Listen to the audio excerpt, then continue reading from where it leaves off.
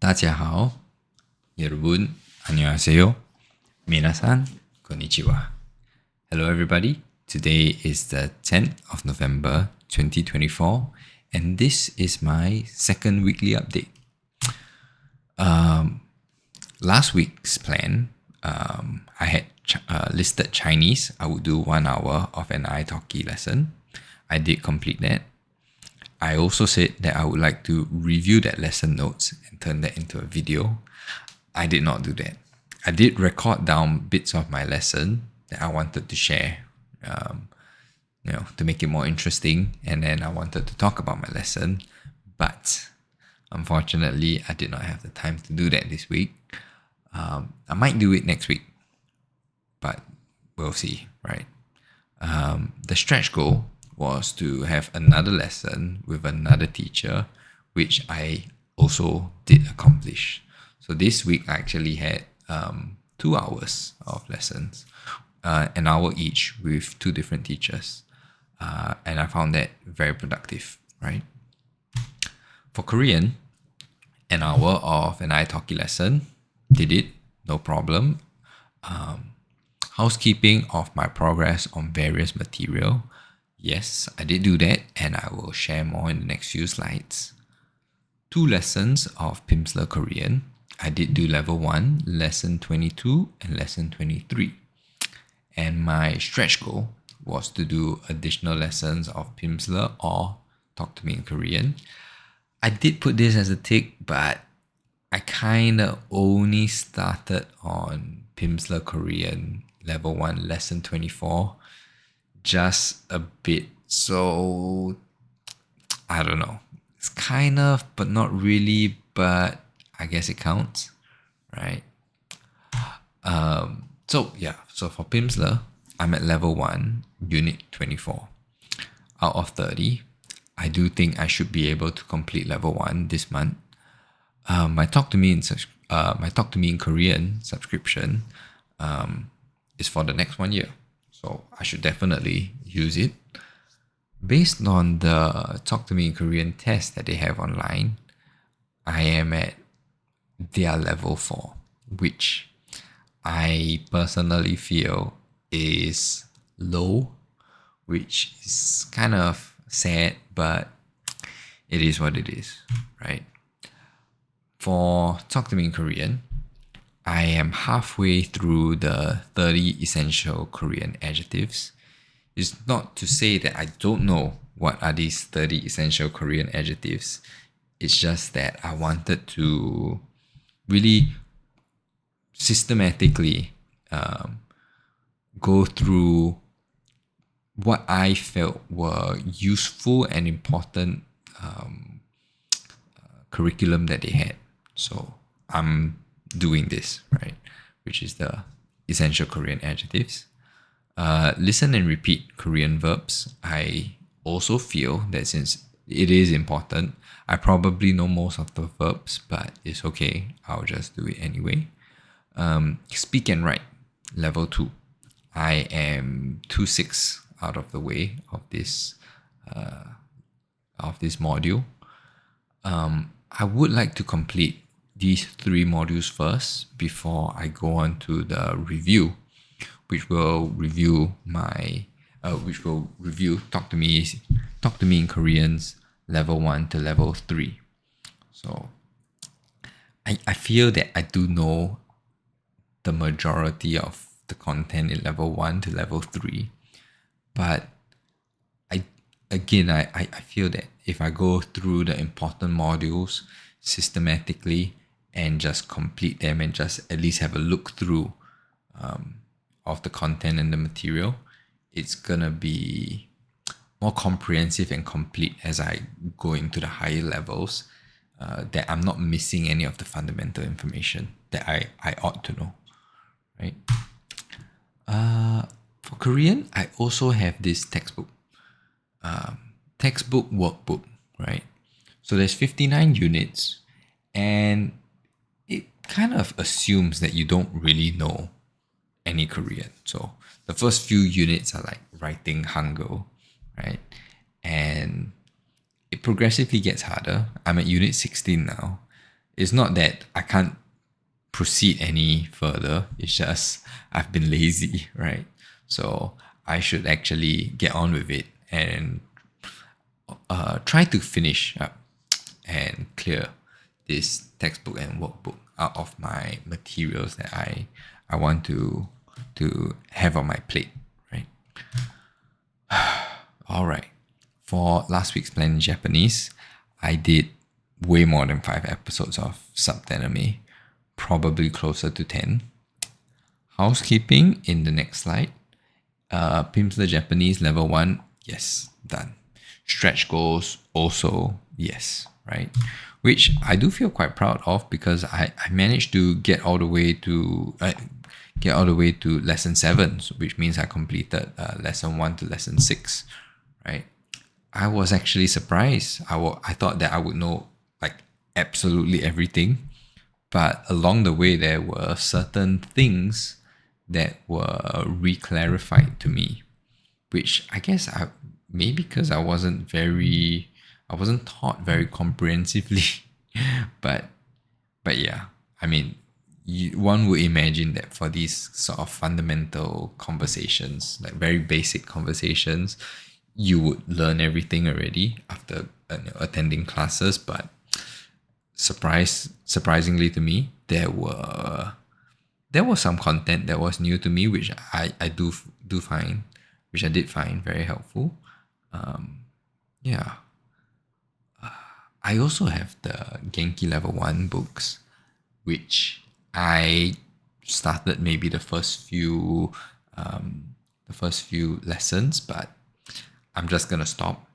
I don't think I'm going to complete the Genki level 1 books until I actually progress more with my Pimsleur, right?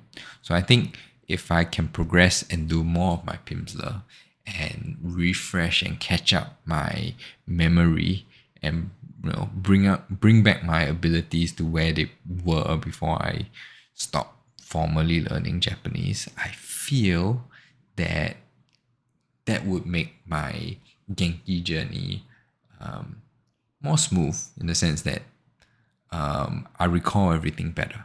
It's not that I don't know a lot of the grammar or the vocabulary. It's just that I forgot a bunch of them. So I think it's actually a disservice to myself to jump back into the Genki textbooks when I can actually go through more of the Pimsleur lessons and refresh my memory, so that when I do attempt the Genki exercises again, it would be from a position of more confidence, right? And I should be able to understand all the grammar points and still work my way through the book fairly quickly, right? So outside of the specific languages, I did review my language aids, apps and tools. I did not make a study plan for November, but I should. And I am actually halfway through making a video of my Chinese journey, but I have ran into some I would say unforeseen production issues, right? So I don't really know if I actually want to make this video and upload it now, because I might have another idea, right? Which I would probably talk about later. And my stretch goal to look for a visual novel in the languages, I have some candidates, right? So yeah. Reviewing my language aids, apps and tools. Closemaster, great for learning vocabulary in context. I find Closemaster more useful for me in Japanese and Korean compared to Chinese. Language drops, I find it opposite. I find language drops more useful to me in Chinese compared to Japanese and Korean, right? I might do a review in the future on these apps or not. We'll see how. But as of now, I feel that I will try and I will attempt to try and work these into my daily schedule, which is it's a bit difficult because I would say for the most optimal enjoyment, well, not enjoyment, optimal study environment, I need to have the audio available to me so that I can listen to the words being spoken. And sometimes, you just want to breeze through content, and it might be a bit of a pain and a bit of an inconvenience to put in your earpiece and to focus on the audio, right? But anyway, we'll see about that, right? But yeah, I'll try to work this into my study schedule. So this week's plan: Chinese, 2 hours of italki lessons, and to pick a suitable Chinese visual novel, right? I feel this is a plan that I can do. Not too high commitment, pretty much just 2 solid hours of lessons, plus however long it takes me to shortlist a visual novel. For Korean, 1 hour of italki lessons should be easy enough. 3 lessons of Pimsleur Korean, so 24, 25, 26. Essential Korean adjectives on Talk to Me in Korean, and at least 1 unit of my Korean grammar textbook, right? So stretch goals would be more Pimsleur lessons, Talk to Me in Korean exercises, or more units of my Korean grammar book.